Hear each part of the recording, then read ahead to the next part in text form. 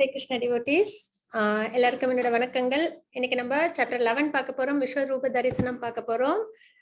நேத்திக்கு பார்த்ததோட தொடர்ச்சி விஸ்வரூப சந்தர்ஷன யோகம், அதாவது சாப்டர் நம்பர் 11. டிவோஷனல், அதாவது பக்தி யோகால வர சாப்டர் இது. பக்தி யோகால நம்மளுக்கு வந்து ரொம்பவே முக்கியமான சாப்டர்ஸ் அப்படின்னு பார்த்தீங்கன்னா 9th and 10th most confidential knowledge பத்தி 9th சாப்டர்ல சொல்லுவாங்க. அதுக்கப்புறம் 10thல ஆப்பலன்சஸ் எல்லாத்தையும் சொல்லிட்டு சத்துஸ்லோக்கியம் சொல்லிட்டு பகவான் வந்து பக்தியோட தாத்பரியத்தை, நம்மளுக்கு என்ன எது முக்கியமான நாலேஜ் அது வந்து நம்மளுக்கு கொடுத்திருப்பாங்க.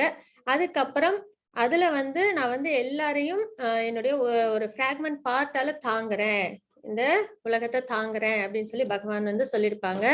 அதன் அடிப்படையில அர்ஜுனர் வந்து எனக்கு அப்பனா அந்த ஃபார்மை நான் பார்க்கணும் அப்படின்னு சொல்லி கேட்பாங்க. அந்த ரெக்வஸ்டின் பேர்ல பகவான் வந்து அவங்களுக்கு விஸ்வரூப தரிசனத்தை காமிப்பாங்க. அதுல நேத்து நமக்கு பாதி பார்த்தோம், இன்னைக்கு மீதி உள்ளதையும் நம்ம பார்ப்போம். அதுக்கு முன்னாடி நம்ம ஸ்ரீ ராதா கோவிந்தா அவங்களுக்கு நம்ம வந்து நம்மளோட பிரேயர்ஸ் சொல்லிடலாம். ஹரே கிருஷ்ண. ஜெய் ஸ்ரீ மாதாஜி. எஸ், பிரணாம் மாதாஜி. பிரணாம் மாதாஜி. ஓம் நமோ பகவதி வாசுதேவாய. ஓம் நமோ பகவதி வாசுதேவாய. ஓம் நமோ பகவதி வாசுதேவாய. ஓம் அஜ்ஞானதிமிராந்தஸ்ய ஞானாஞ்சனசலாகயா சக்ஷுருன்மிலிதம் येन தஸ்மை ஸ்ரீகுரவே நமः. ஹே கிருஷ்ணா கருணா சிந்தோ दीनबन्धु जगत्पदे गोपेश गोपिका कान्ता राधा कान्ता नमोऽस्तुते. तप्त काञ्चन गौराङ्गी राधे वृन्दावनेश्वरी वृषभानुसुते देवी प्रणमामि हरिप्रिये. नमो विष्णुपदाय कृष्णप्रेष्ठाय भूतले श्रीमदे भक्तिवेदान्त स्वामिनिति नामिनी. नमस्ते सरस्वती देवी गौरवाणी प्रचारिणी निर्विशेष शून्यवादी आश्यादिदेशतारिणी. जय श्री कृष्ण चैतन्य प्रभु नित्यानंद जय श्री अद्वैत गदाधर शिवासादि गौर भक्त वृंद. हरे कृष्णा कृष्ण कृष्ण हरे हरे, हरे राम राम राम हरे हरे, हरे कृष्ण कृष्ण कृष्ण हरे हरे, हरे राम राम राम हरे हरे, हरे कृष्णा कृष्ण कृष्ण हरे हरे, हरे राम राम राम हरे हरे. राधे कृष्ण माताजी. प्रणाम माताजी. प्रणाम माताजी. Hare Krishna. Thank you so much माताजी. 10வது அத்தியாயத்தின் சுருக்கத்தை நம்ம நேற்றுக்கே பார்த்தோம். அதுக்கப்புறம் 11வது அத்தியாயத்துல நம்ம இது வரைக்கும் பார்த்திருக்கோம் அப்படின்னு பாத்தீங்கன்னா யூனிவர்சல் வடிவத்தை அர்ஜுனனின் பார்வை, அதை பார்த்ததுக்கு அப்புறம் அவங்களோட அனுபவத்தை பத்தி சொல்லிட்டு இருக்காங்க. இதுக்கப்புறம் நம்ம கிருஷ்ணனோட பதில்கள் என்ன அப்படின்றதுல நம்ம வரிசையா நம்ம அதுக்கான விஷயங்களை நம்ம பார்ப்போம்.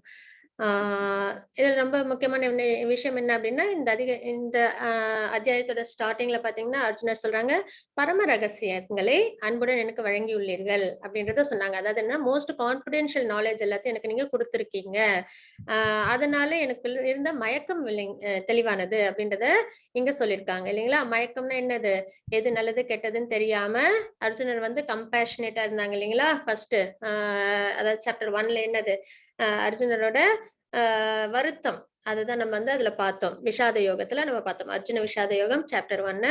அப்ப அந்த மாதிரி மயக்கங்கள்ல இருந்து அந்த விஷயங்கள்லாம் அர்ஜுனர் விட்டு விலகிடுச்சு அப்படின்றத நம்ம பாக்குறோம். இதன் மூலியமா பரம ரகசியங்களை, அதாவது 9th சாப்டர் 10th சாப்டர் கேட்டதுக்கு அப்புறம் அவங்களுக்கு அந்த மயக்கங்கள் தெளிவாயிடுச்சு. ஏன்னா அதுதான் என்னது, மோஸ்ட் கான்ஃபிடென்ஷியல் நாலேஜ் அப்படின்றது தான் 9th சாப்டரோட ஹெட்டிங் இல்லைங்களா.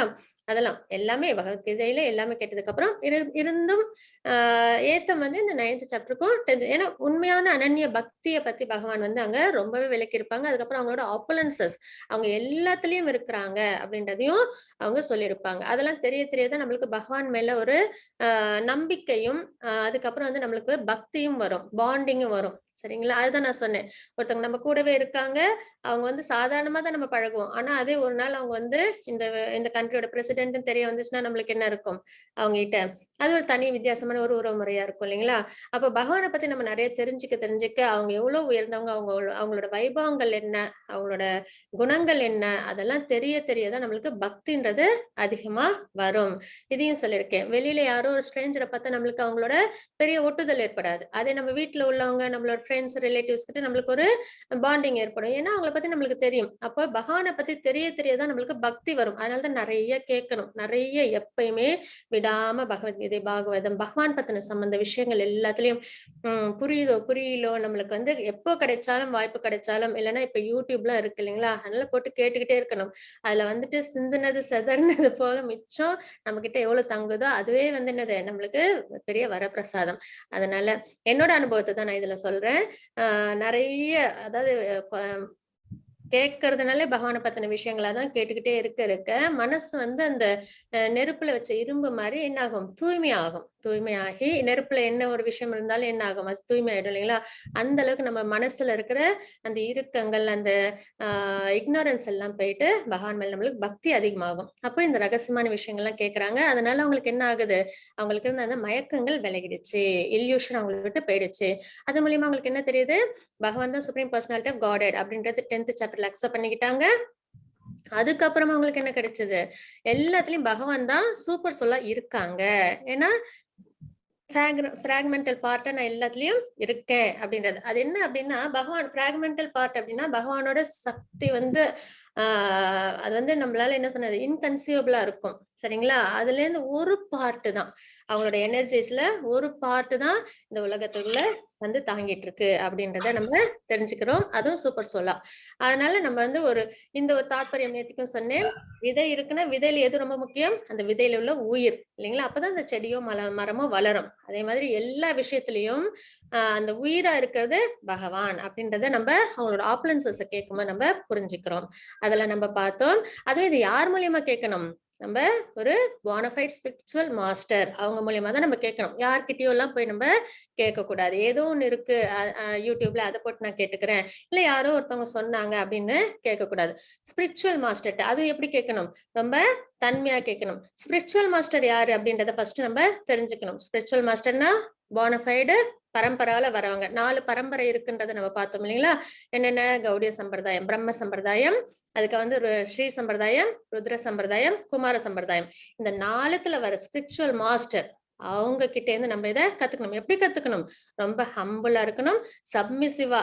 அத பகவானே வந்து ராமர் அவதாரத்துல எடுத்தப்பையும் கிருஷ்ணர் அவதாரத்துல எடுத்தப்பையும் அதை வந்து நம்மளுக்கு வாழ்ந்தே காமிச்சிருக்காங்க. அவங்க சுப்ரீம் பர்சனாலிட்டி ஆஃப் காட் தான் இருந்து என்ன பண்ணாங்க, அவங்க ஆசிரமத்துல போய் ஒரு குரு கிட்ட இருந்து தான் அவங்க என்ன பண்ணிட்டாங்க, கலைகளை கத்துக்கிட்டாங்க இல்லைங்களா, ஞானத்தை தெரிஞ்சுக்கிட்டாங்க. அப்போ பகவானே வந்து அவதாரம் எடுத்து அந்த மாதிரி வந்து அவங்க வந்து என்ன பண்ணாங்க, குரு கிட்ட போய் ஞானத்தை பெற்றுக்கிட்டாங்க. அதே மாதிரிதான் நம்மளும் என்ன பண்ணணும், கண்டிப்பா ஒரு ஸ்பிரிச்சுவல் மாஸ்டர் நம்ம வாழ்க்கையில டிவோஷனல் சர்வீஸ்க்கு நம்ம அவசியமா வச்சுக்கணும். அவங்க கிட்ட இருந்து தான் நம்ம கத்துக்கணும். அதுவும் அவங்க கிட்ட இருந்து எப்படி கத்துக்கணும், சப்மிசிவா கத்துக்கணும். அவங்களுக்கு சர்வீஸ் பண்ணி, வாணி சேவா வாப்பு சேவா அந்த மாதிரி 2 இருக்கு. வாணி சேவானா அவங்க சொல்ற உபதேசங்களை எல்லாருக்கும் பிரச்சாரம் பண்றது, வாப்பு சேவான்றது அவங்க கூட இருந்து அவங்களுக்கு பிசிக்கலா அவங்களுக்கு நம்ம சர்வீஸ் பண்றது. அப்போ முடிஞ்ச வரைக்கும் நம்ம என்ன பண்ணலாம், இந்த 2 சேவால ஏதாவது ஒண்ணு செய்யணும். அதுதான் குருவுக்கு நம்ம செய்யற சேவைகள்.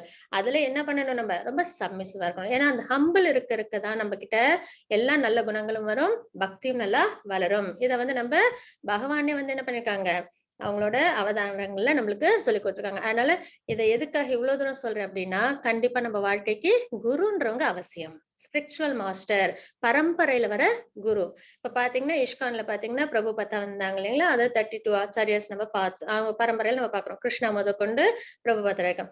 அதுக்கப்புறம் பாத்தீங்கன்னா ஜெயபத குரு மகாராஜ், அந்த மாதிரி அவங்களோட டிசைபிள்ஸ் எல்லாம் இருக்காங்க. இப்ப அவங்கள தான் வந்து இனிஷியேஷன் கொடுக்குறவங்க. அப்புறம் நம்ம நாமனிஸ்தா பிரபு அவங்களாம் இருக்காங்க இல்லைங்களா, அவங்களாம் வந்து சிக்ஷா குருவுல வருவாங்க. நம்ம அவங்க மூலியமா நம்மளோட குருவை நம்ம அடையணும். சிக்ஷா குரு மூலியமா நம்ம இனிஷியேஷன் கொடுக்குற குருவை நம்ம அடையணும். இந்த மாதிரி நிறைய தாத்பரியங்கள் இருக்கு. குரு இல்லாம டிவோஷனல் சர்வீஸ் பண்ணா என்ன ஆகும்னா, நம்ம எது சரியா பண்றோம் தப்பா பண்றோம்னு தெரியாது. ரெண்டாவது நம்ம வந்து அதை வந்து கரெக்டா ஃபாலோ பண்ணுவோம். இப்ப குரு இருக்காங்க, அவங்க கிட்ட நம்ம வந்துட்டு ஒரு வாக்குறுதி கொடுக்குறோம், நம்ம வந்து டிவோஷனல் சர்வீஸ் நல்லா பண்றோம் அப்படின்னா, நம்ம தினமுமே அதை நம்ம என்ன பண்ணுவோம், செய்வோம். இதை நம்ம இஷ்டத்துக்கு செய்யறோம்னா ஒரு நாள் செய்வோம், செய்ய மாட்டோம் இல்லைங்களா. பகவானோட விஷயத்த எப்பயுமே நம்ம தினப்படி நம்ம ஃபாலோ பண்ணணும். அதனால இந்த ஸ்லோகத்துல நம்ம பார்த்தோம். என்ன பண்ணாங்க அர்ஜுனரும், என்னால பார்க்க முடியும் என்று தாங்கள் நினைத்தால் எம்பெருமானே, எல்லா யோக சக்திகளின் இறைவனே, அந்த எல்லையற்ற விஸ்வரூபத்தை எனக்கு காட்டி அருளுங்கள். மறுபடியும் பகவான் கிட்ட ரொம்ப ஹம்பிளா ரெக்வெஸ்ட் பண்றாங்க அப்படின்றத நம்ம நேத்திக்கு பார்த்தோம். சரிங்களா. இந்த மாதிரி நிறைய விஷயங்கள் நேத்திக்கு நம்ம பார்த்தோம். இன்னைக்கு நம்ம அதோட கண்டினியூஷனை நம்ம பார்க்கலாம். இது வரைக்கும் பார்த்தோம் என்னன்னா, எங்கும் நிறைந்த விஷ்ணுவே, வானத்தை தொடும் உமது பற்பல ஒளிரும் நிறங்கள், திறந்த வாய்கள் மற்றும் பிரகாசிக்கக்கூடிய விசாலமான கண்களுடன் உம்மை நான் காணும் பொழுது எனது மனம் பயத்தினால் குழம்புகிறது. எனது மனத்தின் சமநிலையை தக்க வைப்பது இனிமேல் என்னால் இயலாது அப்படின்றத நம்ம பார்த்தோம் இல்லைங்களா. ஆனா ஸ்டேபிள் மைண்டா இல்லை. இப்ப அர்ஜுனர் என்ன பண்ணிட்டாங்க, விஸ்வரூபத்தை பார்த்து கொஞ்சம் பயந்துட்டு என்னோட மனம் வந்து இப்போ இயல்பா இல்ல அப்படின்றத பகவான் கிட்ட சொல்றாங்க. அதுக்கப்புறம் என்னன்றதை நம்ம இப்போ பார்க்கலாம். ஹரே கிருஷ்ணா லலிதா மாதாஜி. 2.6 to 2.7. हरे कृष्णा। अमी च त्वां धृतराष्ट्रस्य पुत्रा सर्वे सहैवावनिपालसङ्गै भीष्मो द्रोणसूतपुत्रस्तथासौ सहास्मदीयैरपि योधमुख्यैः वक्त्राणि ते त्वरमाणा विशान्ति दंष्ट्राकरालानि भयानकानि केचित् तिलग्ना दशनान्तरेषु सन्दृश्यन्ते चूर्णितैरुतमाङ्गैः. हरे कृष्णा. 28 படிக்கிட்டா? படிச்சிருங்க மாதாஜி. ஹரே கிருஷ்ணா. यथा नदीनां बहवोऽम्बुवेगा समुद्रमेवाभिमुखा द्रवन्ति तथा तवामि नरलोकवीरा विशन्ति वक्राण्यभिविज्वलन्ति. हरे कृष्णा. ஹரே கிருஷ்ணா மாதாஜி. இந்த ஸ்லோகத்துல இருந்து பாத்தீங்கன்னா அர்ஜுனர் வந்து காலரூபமா பகவானை வந்து பார்க்கிறாங்க. காலரூபம்னா பிரசன்ட், பாஸ்ட், ஃபியூச்சர் காலம் இருக்கு இல்லைங்களா, அது முற்றிலும் அதுக்கு பியாண்ட் பகவான் வந்து இப்ப நமக்குலாம் வந்து நேத்துக்கு என்ன நடந்தது, இன்னைக்கு என்ன நடக்கிறது, நாளைக்கு என்ன நடக்குது, இதெல்லாம் வந்து நம்மளுக்கு ரொம்ப அவ்வளவு தெளிவா இருக்காது. ஆனால் பகவானுக்கு எல்லாமே தெரியும். இதை நம்ம 4th சாப்டர்லயே நம்ம பார்த்தோம் இல்லைங்களா. எனக்கு அர்ஜுனர் கேட்பாங்க, நான் நீ சமகாலத்துல இருக்கோம், அப்புறம் எப்படி நீங்க வந்து விவஸ்வானுக்கு சொன்னேன்னு சொல்றீங்க அப்படின்னு சொன்னப்ப, எனக்கு பாஸ்ட், பிரசன்ட், ஃபியூச்சர்ல தெரியும். ஆனா மாயையில நீ அடிமையா இருக்கிறதுனால உங்களுக்கு எல்லாம் அது தெரியாது. நான் மாயையோட கண்ட்ரோல்ல இருக்கனால எனக்கு தெரியும், நான் சுப்ரீம் பர்சனாலிட்டி ஆஃப் காட் அப்படின்ற மாதிரி அங்க சொல்லியிருப்பாங்க இல்லைங்களா.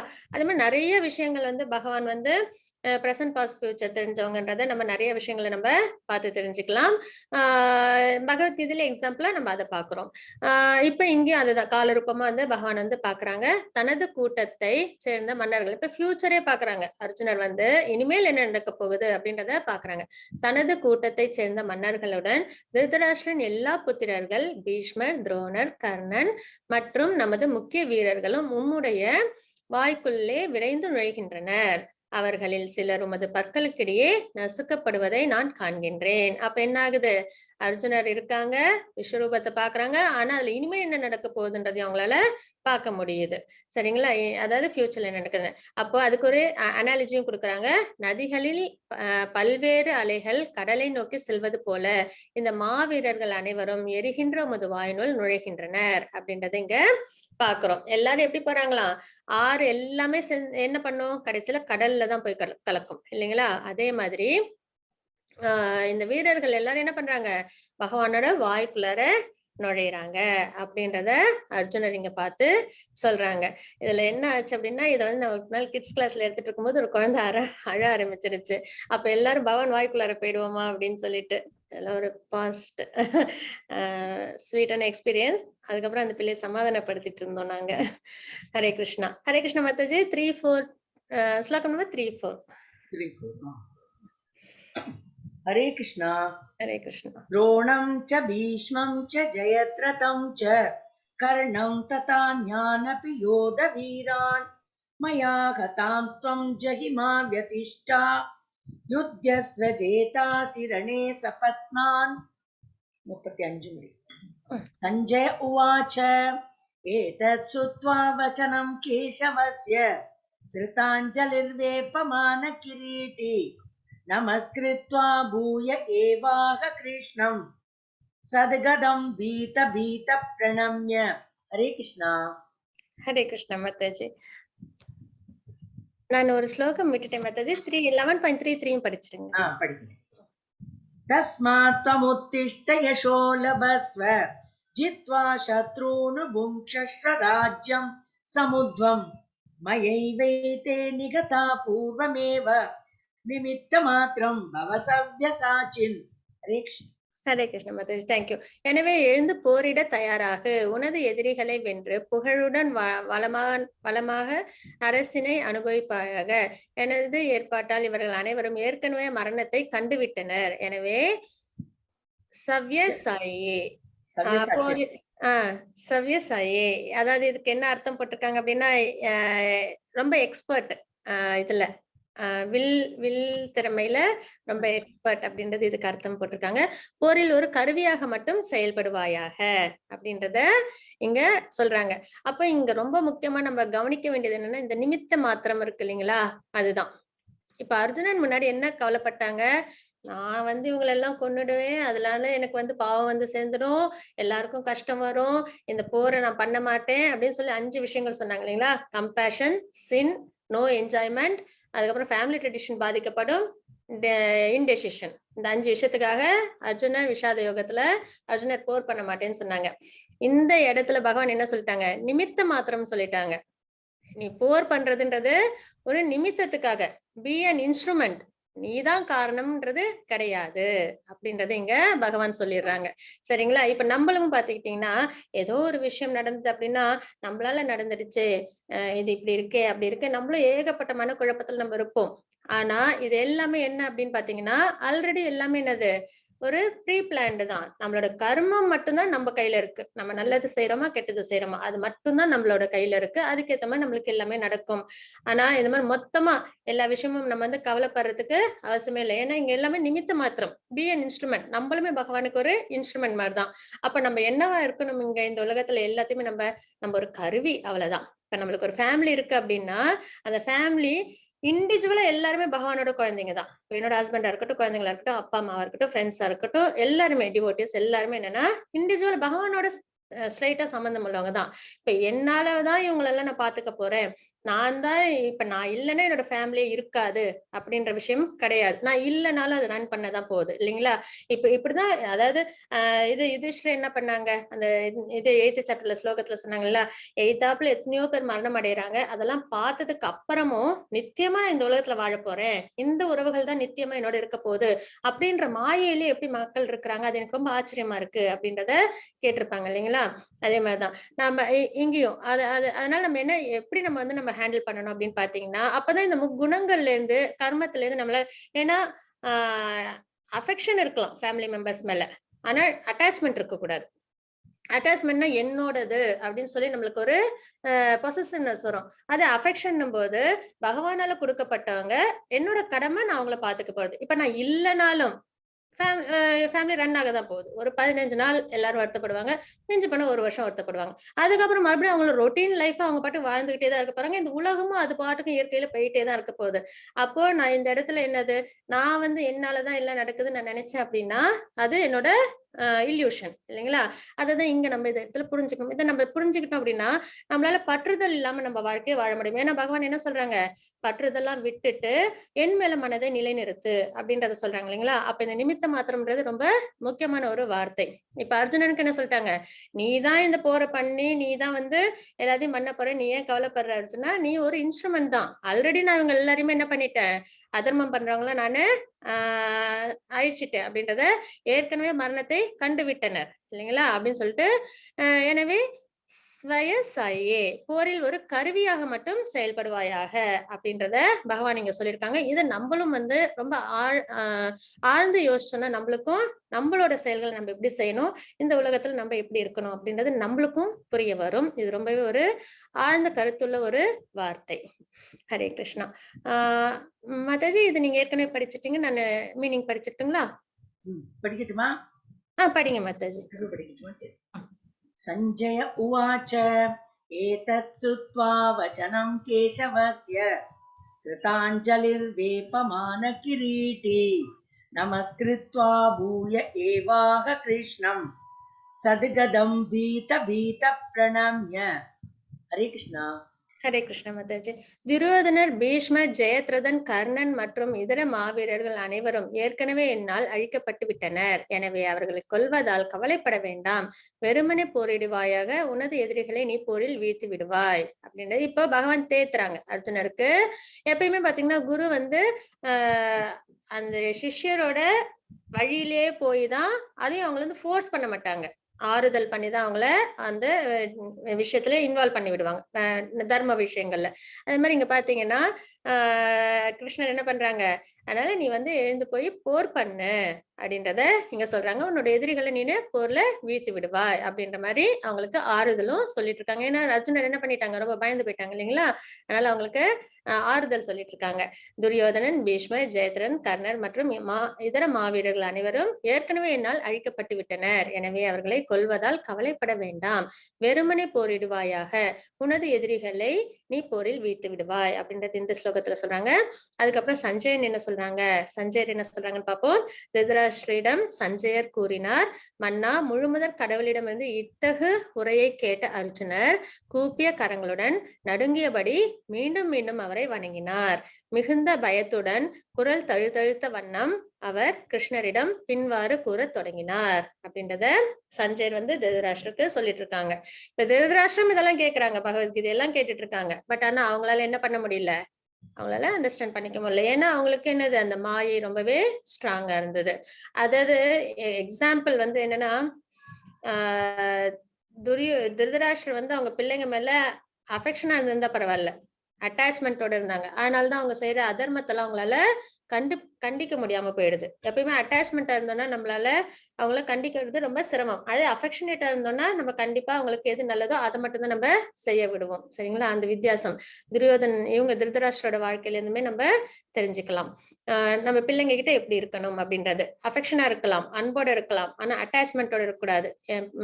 ரொம்ப அவங்க கேட்கறதெல்லாம் கொடுத்து அந்த மாதிரி அவங்களுக்கு நம்ம எல்லா தப்பான விஷயத்தையும் நம்ம சப்போர்ட்டிவா நம்ம இருந்துடக்கூடாது அப்படின்றத அந்த விஷயத்துல இருந்து நம்ம தெரிஞ்சுக்கலாம். ஹரே கிருஷ்ண மாதாஜி. 11.4142. ஹரே கிருஷ்ணா. சகேதி மத்வா பிரசவம் யதூக்தம் ஹே கிருஷ்ண ஹே யாதவ ஹே சகேதி அஜானதா மஹிமானம் தவேதம் மயா பிரமாதாத் பிரணயேன வாபி யச்சாவஹாசார்த்தமசத்கிருதோசி விஹாரசய்யாசன போஜனேஷு ஏகோதவாப்யச்சுத தத்சமக்ஷம் தட்சாமயே த்வாமகம் அப்ரமேயம். ஹரே கிருஷ்ணா. ஹரே கிருஷ்ண மாதாஜி. உம்மை எனது நண்பன் என்று எண்ணிக்கொண்டு உமது பெருமைகளை அறியாமல் கிருஷ்ணா, யாதவா, நண்பனே என்றெல்லாம் நான் உம்மை அகந்தையுடன் அழைத்துள்ளேன். ஏன்னா இப்ப நம்ம நேற்றுக்கு சொன்னேன் இல்லைங்களா, என்னது பக்தியில 2 வகை. ஒண்ணு மாதுரிய பக்தி, இன்னொன்னு ஐஸ்வர்ய பக்தி. மாதுரிய பக்தின்றது ரொம்ப பகவான் மேல அன்கண்டிஷனல் லவ்வோட உரிமையோட பழகிறது. ஐஸ்வர்ய பக்தின்றது மரியாதை நிமித்தமா பழகிறது. கிருஷ்ணா கிட்ட கோபா கோபிஸ் இருந்தது மாதுரிய பக்தி. அதாவது ரொம்ப அன்கண்டிஷனல் லவ்வோட அவங்க கிட்ட உரிமையோட பழகிறது யசோதா அம்மாக்குலாம் இருந்தது. அதே வந்து ஐஸ்வர்ய பக்தின்றது 400 ஃபார்ம்ல நாராயணரை வழிபடும் போது நம்மளுக்கு ஒரு மரியாதை நிமித்தமா பக்தி ஏற்படும் இல்லைங்களா? அதுதான் ஐஸ்வர்ய பக்தி அப்படின்றது நேற்றுக்கு நம்ம பார்த்தோம். அதே மாதிரி இப்போ விஸ்வரூபத்தை பார்த்தோன்னே பகவான் மேல இருந்த அந்த மாதுரிய பக்தியில என்னது இந்த பிரேம பக்தி அப்படின்னு சொல்லுவோம். அர்ஜுனரும் கிருஷ்ணரும் நண்பனா உரிமையோட பழகிட்டு இருந்தாங்க இல்லைங்களா? இப்ப அந்த பக்தி என்னவாயிடுச்சு? ஐஸ்வர்ய பக்தியா அர்ஜுனருக்கு மாறி போச்சு. இப்ப என்ன ஆயிடுச்சு? மரியாதை நிமித்தமா அவங்க சொல்ல ஆரம்பிச்சிட்டாங்க, உண்மை எனது நண்பன் என்று எண்ணிக்கொண்டு உமது பெருமைகளை அறியாமல் கிருஷ்ணா யாதவா நண்பனே என்றெல்லாம் நான் உண்மை அகந்தியுடன் அழைத்துள்ளேன். பித்தத்தினாலோ பிரேமையினாலோ நான் செய்வதை செய்தவை அனைத்தையும் தயவு செய்து மன்னிக்கவும். சாரி கேக்குறாங்க. பொழுதுபோக்கான கேளிக்கையின் போது ஒரே படுக்கையில் படுத்திருந்த போதும் அல்லது உடன் அமர்ந்து உணவருந்திய போதும் நான் தங்களை சில சமயங்களில் தனியாகவும் சில சமயங்களில் நண்பர்களுக்கு மத்தியிலும் அவமரியாதை செய்துள்ளேன். இழிவடையாதவரே, இத்தகைய குற்றங்களுக்காக தயவு செய்து என்னை மன்னிப்பீராக அப்படின்றத இங்க சொல்றாங்க. இழிவடையாதவர் அப்படின்றது இன்ஃபாலியபிள் அப்படின்றது அர்த்தமாகும். வீழ்ச்சி அடையாதவர் அப்படின்ற வகையில வரும். சரிங்களா? அப்போ இங்க வந்து அர்ஜுனர் என்ன பண்றாங்க, அந்த பிரேம பக்தியிலேருந்து ஐஸ்வர்ய பக்திக்கு மாறி பகவான்கிட்ட நான் உங்களை இது வரைக்கும் எவ்வளவு உரிமையோட இதெல்லாம் நான் சொல்லியிருக்கேன், அதெல்லாம் வந்து தப்பா இருந்தா நீ மன்னிச்சிடுங்க, உங்களோட பெருமை தெரியாம நான் இப்படி பண்ணிட்டேன் அப்படின்னு பகவான்கிட்ட மன்னிப்பு கேட்கிறாங்க. ஹரே கிருஷ்ண மாதாஜி. 11.45. ஹரே கிருஷ்ணா. अदृष्टपूर्वं ऋषितोऽस्मि दृष्ट्वा भयेन च प्रव्यथितं मनो मे तदेव मे दर्शय देवरूपं प्रसीद देवेश जगन्निवास. हरे कृष्णा. ஹரே கிருஷ்ண மாதாஜி. இதுவரை நான் என்றுமே கண்டிராத விஸ்வரூபத்தை பார்த்த பிறகு நான் மிகவும் மகிழ்ச்சி அடைகின்றேன். ஆனால் அதே சமயத்தில் பயத்தினால் எனது மனம் குழம்புகிறது. எனவே தேவர்களின் இறைவனே, அகிலத்தின் அடையாளமே, என் மீது கருணை காட்டி மீண்டும் தங்களது தெய்வீக ரூபத்தை காட்டி அருள்வீராக. விஸ்வரூபத்தை பார்த்ததுக்கு அப்புறம் அர்ஜுனருக்கு என்ன ஆயிடுச்சு? ஒரு பக்கம் மகிழ்ச்சி, ஏன்னா அந்த ரூபத்தை யாரும் பார்த்தது இல்ல, அர்ஜுனருக்கு தான் பகவான் காமிச்சிருக்காங்க. இன்னொரு பக்கம் பயம். அந்த ரூபம் வந்து ஏற்கனவே சொன்ன மாதிரி அது வந்து ஸ்பிரிச்சுவல் வேர்ல்டுக்கான ரூபம் கிடையாது. ஸ்பிரிச்சுவல் வேர்ல்ட்ல பகவான் வந்து நாராயணராவும் கிருஷ்ணராவும் தான் இருப்பாங்க. இந்த விஸ்வரூபம்ன்றது இந்த மெட்டீரியல் வேர்ல்டுக்காக மட்டும்தான். அதையும் வந்து எதுக்காக காமிச்சாங்க அப்படின்றத நம்ம நேற்றுக்கே பார்த்தோம். சரிங்களா? அப்போ அதனால அர்ஜுனருக்கு என்ன ஆயிடுச்சு? பயம் வந்துருது. அதனால மறுபடியும் என்ன சொல்றாங்க, எனக்கு மறுபடியும் உங்களோட தெய்வீக ரூபத்தை காட்டுங்க அப்படின்றத ரெக்வஸ்ட் பண்ணி பகவான்கிட்ட கேக்குறாங்க. ஹரே கிருஷ்ண மாதாஜி. 11.46. ஒன்னொன்னா அதை மட்டும் படிக்கட்டுமா? எப்படி வேணாலும் மாதாஜி, உங்க விருப்பப்படி. 46. हरे कृष्णा. किरीटिनं गदिनं चक्रहस्तं इच्छामि त्वां द्रष्टुमहं तथैव तेनैव रूपेण चतुर्भुजेन सहस्रबाहो भव विश्वमूर्ते. हरे कृष्णा. ஹரே கிருஷ்ண மாதாஜி. விஸ்வரூபமே, 1000 கரங்களுடைய இறைவனே, தலையில் மகுடத்துடனும் கையில் சங்கு சக்கர கதை மற்றும் தாமரை மலருடன் விளங்கும் உமது 4 கை உருவில் உம்மை காண நான் விரும்புகின்றேன். உம்மை அந்த ரூபத்தில் காண நான் பேராவல் கொண்டுள்ளேன். அடுத்தது என்ன ரூபம் காமிக்கணும்? இந்த மாதிரி பகவானோட 400 ஃபார்ம்ஸ், வாசுதேவர் இது நாராயணர் ஃபார்மை பார்க்கணும்னு விருப்பப்படுறாங்க. அததான் சொல்றாங்க, சங்கு சக்கர கதா பத்மம் வச்ச அந்த உருவத்தை நான் பார்க்கறதுக்கு ரொம்ப ஆசையா இருக்கேன் அப்படின்றத அர்ஜுனர் சொல்றாங்க. ஹரே கிருஷ்ண மாதாஜி. 11.48. ஸ்ரீ பகவான் உவாச்ச ந வேத யஜ்ஞாத்யயனைர்ன தானைः ந ச க்ரியாபிர்ன தபோபிருக்ரைः ஏவம் ரூப சக்ய அகம் நிருலோகே திரஷ்டும் त्वदन्येन குரு பிரவீர. ஹரே கிருஷ்ணா. ஹரே கிருஷ்ண மாதாஜி. குரு வம்ச வீரர்களில் சிறந்தவனே, எனது இந்த விஸ்வரூபத்தை உனக்கு முன் யாரும் என்றும் கண்டதில்லை. ஏனெனில் வேதங்களை படிப்பதாலோ யாகங்களை செய்வதாலோ தானங்களாலோ புண்ணிய செயல்களாலோ கடும் தவத்தினாலோ எனது இந்த உருவத்தை ஜட உலகில் காண்பது என்பது இயலாது. பகவான் கிருஷ்ணர் நமக்கு வேணும் அப்படின்னா இந்த மாதிரி என்னது வேதங்கள் படிச்சு யாகங்கள் தானங்கள் எல்லாமே பேரளவு பண்ணோம்னா, அதாவது இதுல வந்து பகவானோட பக்தியோட செஞ்சோம்னா அது கண்டிப்பா பகவானுக்கு வந்து அர்ப்பணமாகும். ஆனா கடமையேனோ இல்லைன்னா வந்துட்டு அதுல ஒரு ஈடுபாடு இல்லாம அப்படி செஞ்சுட்டு இருந்தோம்னா, அப்படிலாம் பண்ணாலும் பகவானோட இந்த விஷயங்களை நம்மளால கண்டிப்பா என்ன பண்ண முடியாது, பார்க்க முடியாது அப்படின்றத பாக்குறாங்க. எப்பயுமே பக்தின்றது இருக்கணும். நம்ம எந்த ஒரு செயல் செஞ்சாலும் இல்ல பக்தி அப்படின்றது இருக்கும்போது அது பரிபூர்ணமாகும்.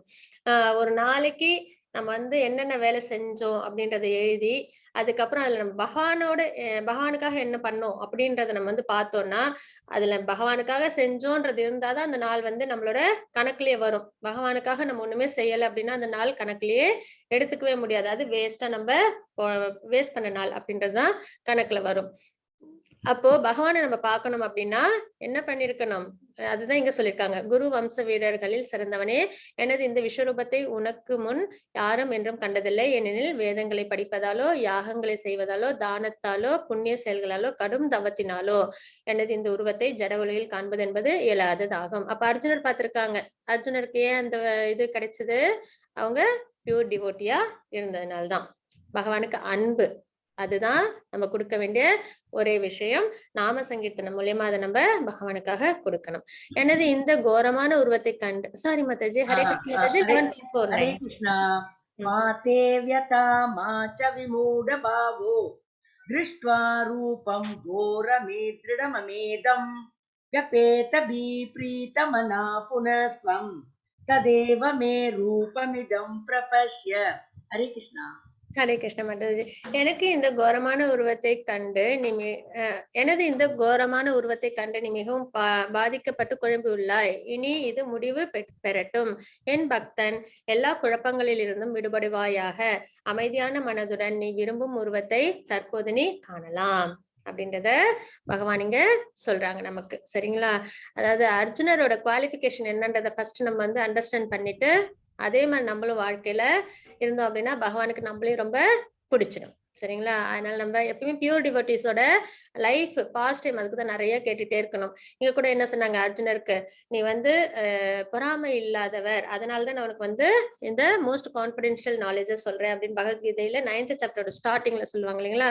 You are not envious with me அப்படின்னு சொல்லிட்டு, அதனால உனக்கு நான் இந்த விஷயத்த சொல்றேன். அதுக்கப்புறம் 10th சாப்டர் ஸ்டார்டிங்ல சொல்லுவாங்க, நீ எனக்கு மிகவும் பிரியமானவன் அப்படின்றத சொல்லுவாங்க.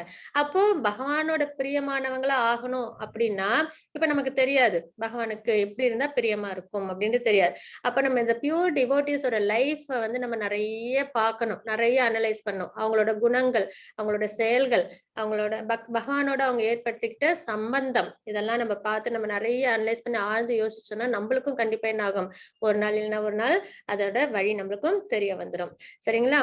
அப்போ எனது இந்த அப்ப இங்க என்ன சொல்றாங்க, என் பக்தன், எல்லா குழப்பங்களிலிருந்தும் விடுபடுவாயாக. அமைதியான மனதுடன் நீ விரும்பும் உருவத்தை தற்போது நீ காணலாம் அப்படின்னு சொல்லி பகவான் வந்து 400 ஃபார்ம காமிப்பாங்க. ஹரே கிருஷ்ணா மாதாஜி. 11.50. ஹரே கிருஷ்ணா.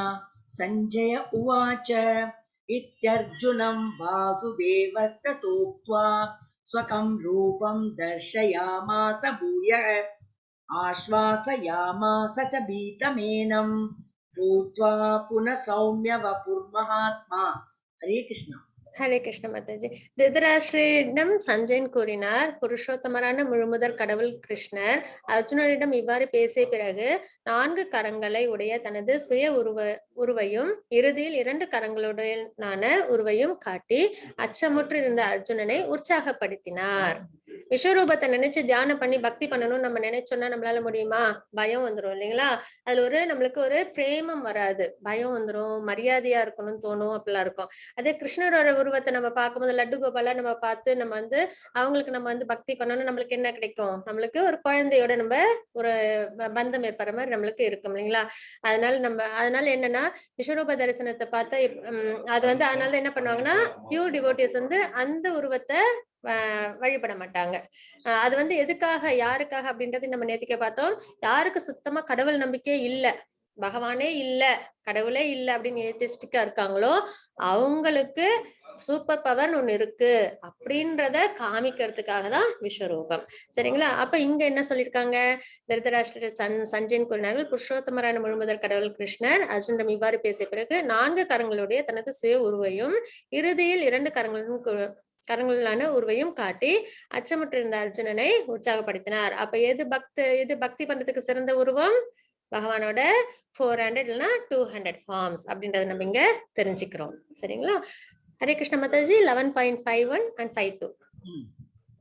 ஸ்ரீ பகவானுவாச்ச சுதுர்ஷர்ஷமிதம் ரூபம் திருஷ்ட்வா நசி யன்மம தேவாப்யஸ்ய ரூபஸ்ய நித்யம் தர்ஷனகாங்க்ஷிணः. ஹரே கிருஷ்ண மாதாஜி. மாதாஜி 51 வாசிங்க.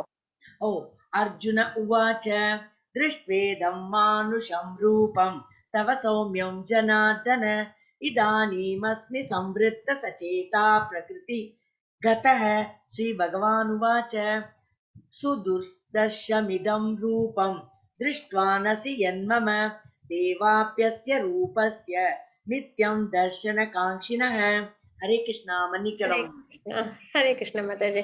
கிருஷ்ணரை அவரது உண்மையான உருவில் கண்டபொழுது அர்ஜுனர் கூறினார், ஓ ஜனார்தனா, மனிதனை போன்று தோன்றக்கூடிய மிகவும் அழகான இந்த உருவத்தை கண்டு எனது மனம் தற்போது அமைதி அடைந்துள்ளது. நான் எனது சுய இயல்பினை மீண்டும் அடைந்துள்ளேன். அப்போ ஒரு பக்தனுக்கு எந்த உருவம் தான் சிறந்தது வழிபடுறதுக்கு? பகவானோட 200 ஃபார்ம், அதாவது ஷியாம சுந்தர் ஃபார்ம், அதுதான் சிறந்தது அப்படின்றத இங்க நம்ம பாக்குறோம். ஏன்னா அதை பார்த்ததுக்கு அப்புறம் தான் அர்ஜுனருக்கு என்ன ஆயிடுச்சு? மனம் அமைதி ஆயிட்டு அப்புறம் தன்னோட சுய இயல்பினை அவங்க அடையிறாங்க அப்படின்றத பாக்குறோம். அதுக்கடுத்து புருஷோத்தமரான முழுமுதற் கடவுள் கூறினார், எனது அன்பு அர்ஜுனா, இப்பொழுது நீ பார்க்கும் எனது இந்த உருவம் காண்பதற்கு மிகவும் அரியதானது. பிரியமான இந்த உருவத்தை தரிசிப்பதற்கான வாய்ப்பை தேவர்களும் எப்பொழுதும் நாடுகின்றனர். இதே மாதிரிதான் யாருக்கு காட்சி கொடுத்தாங்க முன்னாடி? 400ல அப்புறம் 200ல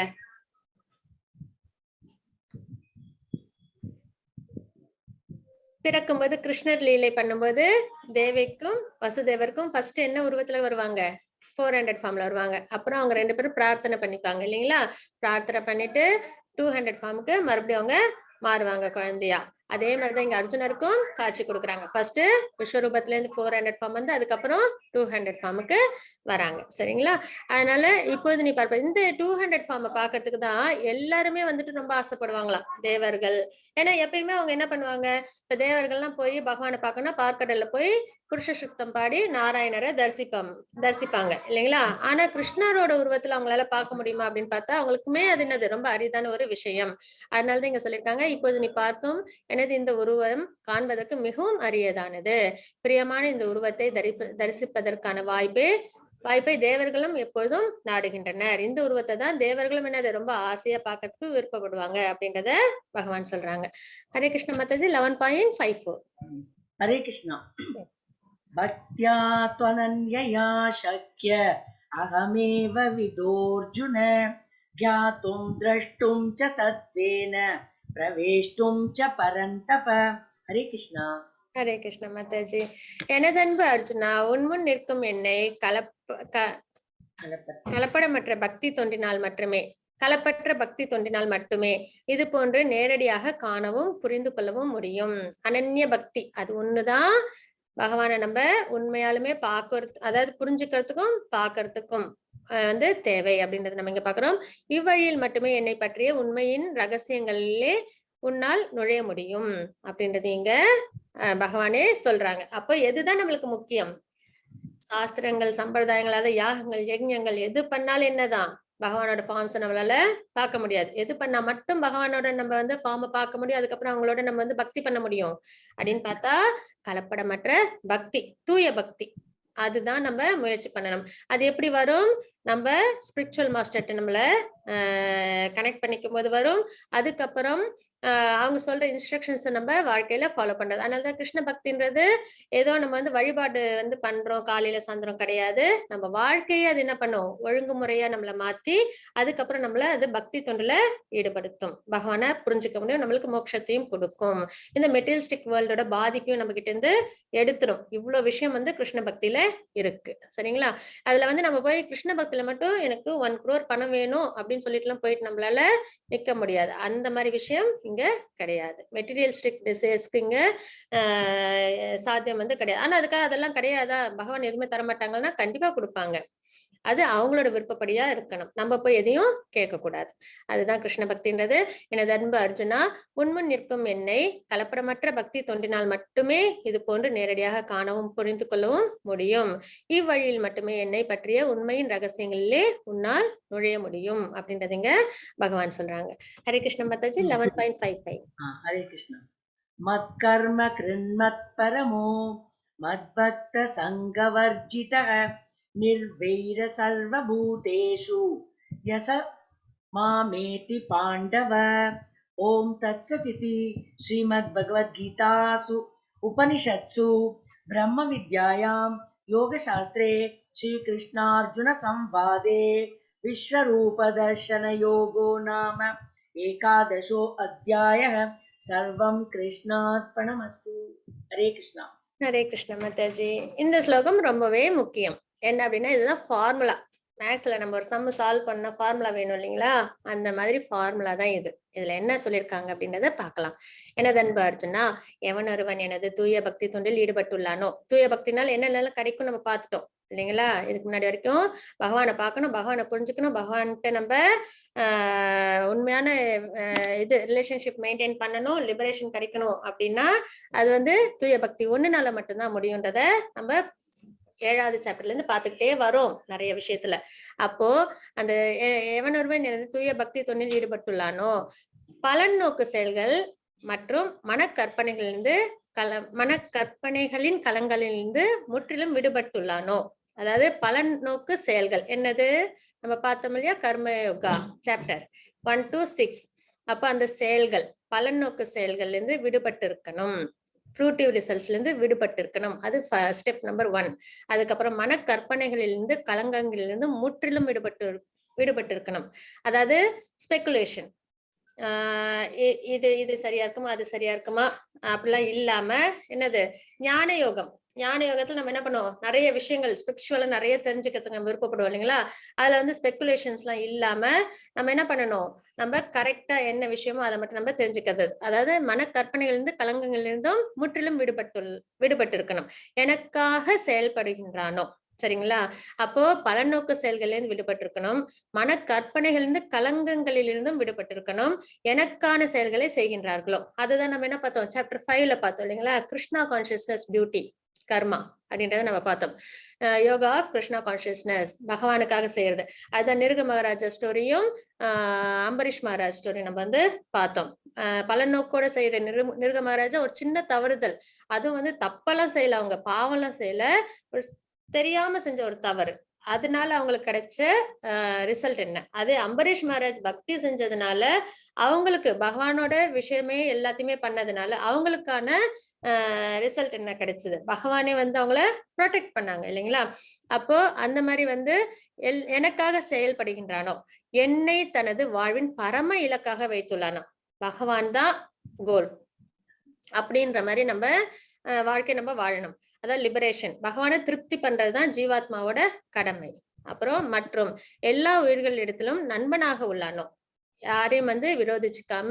ஏன்னா எல்லா உயிரும் என்னது, பகவானோட குழந்தைங்க. இப்ப நம்ம வந்து இப்போ ஒரு பேரண்ட் இருக்காங்க, அப்போ வந்து என்னது அவங்களோட குழந்தைங்க எல்லாம் இருக்காங்க அப்படின்னா அந்த பேரண்ட்டுக்கு எல்லாருமே தான் ஒரே மாதிரி. எனக்கு வந்து இந்த குழந்தைய பிடிக்கும் இந்த குழந்தைய பிடிக்காது அப்படின்னு அவங்க இருக்க மாட்டாங்க. அப்ப நம்ம பகவானை வந்து நம்ம வந்துட்டு பக்தி பண்றோம் அப்படின்னா நம்மளை சுத்தி உள்ளவங்களை ஃபர்ஸ்ட் நம்ம என்ன பண்ணணும், நண்பர்களாக பார்க்கணும். அதுக்கப்புறம் அவன் நிச்சயமாக என்னை வந்து அடைகின்றான். அப்ப இதுதான் ஸ்டெப்ஸ், ஃபார்முலா நம்பர் 1 என்னது, பலன் நோக்கு செயல்கள்ல இருந்து நம்ம விடுபடணும். மன கற்பனைகள் போட்டு ஸ்பெகுலேட் பண்ணிக்கிட்டே இருக்கக்கூடாது. ஞான யோகத்துல ஞான யோகம் சிறந்தது பக்திக்காக. அதுதான், அதான் ஞானம் பழுக்கதான் பக்தியே வரும். அது பகவானை பத்தின விஷயங்கள்லாம் கேட்க. ஆனா ஸ்பெகுலேட் பண்ணிக்கிட்டு தெளிவா இல்லாம இருந்தோம் அப்படின்னா அது நம்மளுக்கு சரியா வந்து நம்மள டெஸ்டினேஷன்ல கொண்டு போய் விடாது, சரிங்களா. இதனால இது எல்லாத்துல இருந்து முற்றிலும் விடுபட்டு எனக்காக செயல்படுகின்றானோ, யார் ஒருத்தங்க கிருஷ்ணாவுக்காக தன்னோட வாழ்க்கையில எல்லாத்தையும் செய்யறாங்களோ, என்னை தனது வாழ்வின் பரம இலக்காக கோல் அப்படி வச்சுட்டு லிபரேஷனுக்காக பக்தி தொண்டு பண்றாங்களோ, அப்புறம் மற்றும் எல்லா உயிர்களிடத்திலும் நண்பனாக உள்ளார்களோ. சரிங்களா? அதான் சொல்லுவாங்க பகவான் வந்து பகவானோட சரீரம் தான் நம்பலாம்னு சொல்லுவாங்க. ஜீவாத்மா அப்புறம் இந்த ஜட உலகம்லாம். அப்ப நம்ம வந்து பகவானோட சரீரம் நம்புது. இப்ப நம்மளோட உடம்பு வந்து என்னோட கை வந்து இந்த வேலையை செய்யணும் அப்படின்னு நான் நினைக்கிறேன், அது செய்யுது. அதே வந்து நான் இப்ப நினைக்கிறேன் என்னோட கை இந்த வேலையை நானும் அது வந்து செய்யல அப்படின்னா எனக்கு அது எவ்வளவு வருத்தமா இருக்கும்.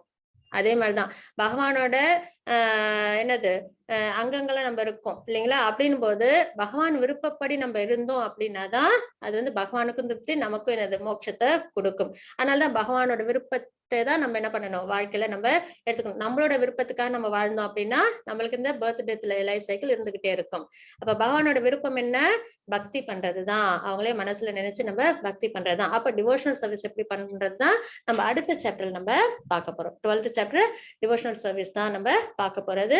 அதுக்கான பேஸ் தான் இந்த ஸ்லோகமும், அதுக்கப்புறம் ஃபார்முலாவும் இதுதான். அவன் நிச்சயமாக என்னை வந்து அடைகின்றான். யார் ஒருத்தங்க டிவோஷனல் சர்வீஸ் பண்றாங்களோ, இந்த ஃபார்முலாவெல்லாம் கடைபிடிக்கிறாங்களோ அவங்க கண்டிப்பா என்கிட்ட வராங்க அப்படின்றத நம்ம பார்க்கிறோம். சரிங்களா? இதுதான் 11th சாப்டரோட லாஸ்ட் ஸ்லோகம். இனிமே நம்ம பார்க்க போது 12th சாப்டர் டிவோஷனல் சர்வீஸ். वाञ्छाकल्पतरुपश्च कृपा सिन्धुभ्येव च पतितानां पावनेभ्यो वैष्णवेभ्यो नमो नमः। अनेक कोटि वैष्णवेन्द्र की जय, श्रील प्रभुपाद की जय। हरे कृष्णा।